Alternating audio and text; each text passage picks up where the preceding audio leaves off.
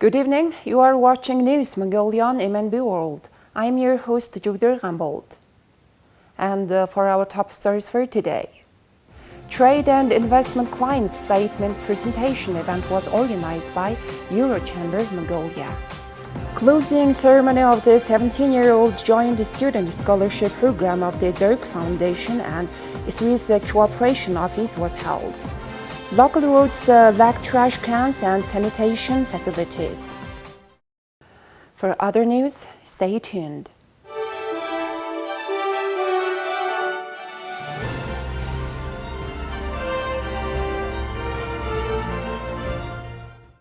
Eurochamber Mongolia, the leading business association representing European companies in Mongolia, organized the Trade and Investment Climate Statement presentation event on June 6th. The event aimed to highlight the trade and investment opportunities in Mongolia and highlight the challenges faced by businesses operating in the country. Details are from correspondent Anar. The event began with opening remarks by Ms. Clarkia Genbrugge, the president of Eurochamber Mongolia. She emphasized the Chamber's commitment to facilitating business between Europe and Mongolia and expressed her optimism about the Chamber's growth since its foundation in 2019. Her Excellency Excelling Case, the ambassador from the European Union to Mongolia, also delivered her opening remarks. In her message, she highlighted the European Union's support for private sector development in Mongolia, particularly in non-mineral sectors such as forestry, agriculture, and renewable energy. She emphasized the importance of the private sector in driving job creation, poverty reduction, and the transition to a more sustainable and inclusive economy. The ambassador mentioned ongoing projects aimed at enhancing trade efficiency, supporting SMEs, and strengthening the investment and business climate in Mongolia. Economically, I would say Mongolia is clearly on the path of recovery after the pandemic and its impact. Also, the reopening of border with China was certainly facilitating things. We have great expectation regarding a number of positive developments, including the start of development operation of Oyutolgoy, for instance. But still, there is a lot of hurdle and a lot of less good news. I think what strikes me most is the inflation level, because this is creating a tremendous impact on everyday life of the average Mongolian citizen, and this is of course worrying for the welfare of the nation. So definitely the European Union is pretty much working on economic diversification. To give you a few examples, in our next programming, 21-27, we will work on a very concrete project aimed at developing the agriculture sector, vocational training and forestry.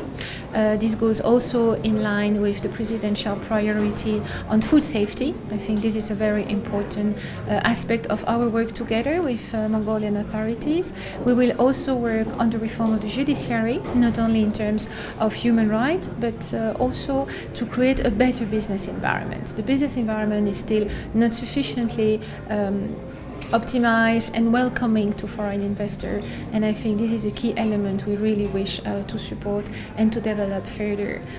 Following the opening remarks, the Eurochamber team presented the Trade and Investment Climate Statement. The statement provided an overview of Mongolia's economy, highlighting its projected growth and opportunities in sectors such as mining, agriculture, finance, renewables, and IT. However, it also addressed many concerns raised by businesses regarding inflation, access to finance, skilled labor shortages, an inefficient judicial system, government inefficiency, corruption, poor infrastructure, and tax burden. This is the very first time when we collected the views from our members. We have 190 members, including British Chamber, French Chamber, and also the German chambers. So we're going to update it on an annual basis. What we spoke today is we spoke about various sectors, what opportunities are there, overview of the sector, and also we proposed some opportunities for improvement. For example, there are a lot of room for improvement in the areas like our judicial system, because currently, according to the Ministry of Economy and Development statistics, court cases may take up to 13.5 years, which is a very long period, and in average it would take 6.2 years. And this is very long, and it adds to the perception of Mongolia as a risky market. So what we're proposing is to have more penalties for the people who are trying to abuse this judicial system by awarding them with the interest on judgments, and also to give the opportunity for judges to impose the costs of the actual court cases to the wrong party. Another issue we spoke about is minerals transfer tax licenses. When we talk about investment, obviously it's really important. Mining is such an important sector for Mongolia. So currently the tax office, the way how it imposes the taxes on the mining companies is quite difficult. A panel discussion featuring Eurochamber Working Group chairs was held to further explore the challenges and opportunities discussed in the Trade and Investment Climate Statement. The panelists discussed the need for regulatory reforms, improvements in the judicial system, and addressing issues faced by businesses in sectors such as mining, renewable energy, agriculture, and IT. The ambassador of the European Union to Mongolia, Her Excellency Excelling Case, expressed her appreciation for the Trade and Investment Climate Statement and highlighted its importance in facilitating policy dialogue and supporting the interests of European and Mongolian businesses. The event concluded with a commitment from the Eurochamber and its members to collaborate with the European Union and Mongolian authorities to support businesses in accessing both the Mongolian and European markets, strengthening trade relations, and contribute to the economic growth and development of Mongolia.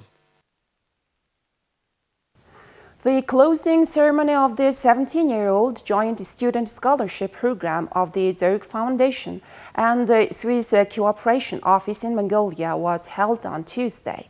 For the past 17 years, around more than 1,000 students have benefited from the scholarship program. Details are in the following report. In 2006, the Zorig Foundation started its student scholarship program in cooperation with the Swiss Cooperation Office in Mongolia. You know, children have better access to education. Children get empowerment, are learning how to present themselves. Education for a Swiss is key. It's the gold. Education is the real gold you have.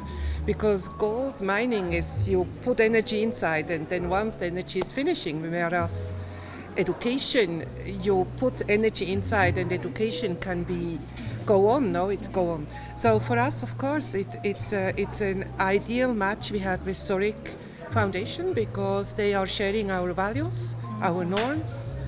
The Swiss Development Cooperation, unfortunately, will not have any more new projects because Swiss Parliament decided that as Mongolia is a middle-income country, so that Switzerland will phase out here with these typical bilateral projects, and the money will go to Middle East and African countries. But new instruments are coming in now, instruments where it's perhaps more linking universities or research centers, or instruments which are more directly working with the business sector or in political issues. Democracy, of course, no. And whenever, Mongolia would really be in need of humanitarian assistance, we will always be present, and which for me is the most important, the long friendship we have between the two countries will continue. The purpose of this program was to support students with academic success studying at domestic universities in Mongolia, but find it difficult to continue their studies due to financial difficulties by providing tuition scholarships and learning opportunities, thereby increasing equal access to education and reducing poverty. On the other hand, it's not only providing tuition for the scholarship, but also an important component is students and participants of this program. During their 1 year engagement in the program, they initiate themselves and implement so-called social programs. Supporting local communities. And for the last 16 years, there were almost 200 programs implemented. And young people come up with very interesting ideas. Just to name a few of them, students had an idea to use buses which travel to remote areas, to IMAX, to provincial centers, and they were sending books. So it's like a mobile library. Yes, and they were sending books to the young people, school children, and local students. The most important part of the program is that students that participated in the program divide into teams to identify problems facing society and implement micro-projects with the aim of contributing to solving those problems with their own participation. During the 17 years of the program, participating students have implemented more than 200 micro-projects improving the social welfare for Mongolian citizens. Thus, by implementing projects independently, students are actively involved in social responsibility, getting to know the problems facing society, finding solutions, and participating in solving them. We talked to one of the awardees of the scholarship program about his project implemented during the COVID-19 pandemic.